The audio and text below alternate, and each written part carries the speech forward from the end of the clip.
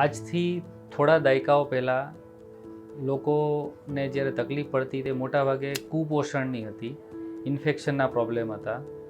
અને આજે આપણે જે અમુક પ્રોબ્લેમ જોઈ રહ્યા છીએ વધારે પડતા ન્યુટ્રિશનના કારણે.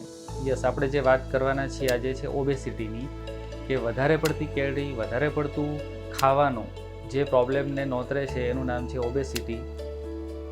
અને ઓબેસિટી અત્યારે પાન્ડેમિક પ્રોબ્લેમ છે. પાન્ડેમિક એટલે લગભગ બધી જ જગ્યાએ જોવા મળે છે.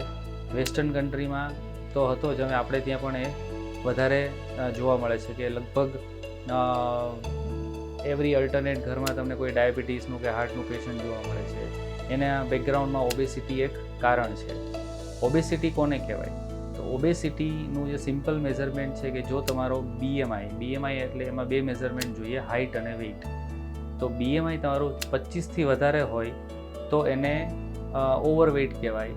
અને જેમ વધતું જાય એમ ઓબેસિટીના ગ્રેડ વધતા જાય, કે 30થી ઉપર છે તો માઇલ્ડ ઓબેસિટી, અને 40ની ઉપર જાય તો સિવિયર ઓબેસિટી અથવા મોર્બિડ ઓબેસિટી, કે એને રૂટીન ડેલી અને રૂટીનની એક્ટિવિટી, રૂટીન લાઈફમાં એને તકલીફો પડતી અને મોર્બિડ ઓબેસિટી કહેવાય.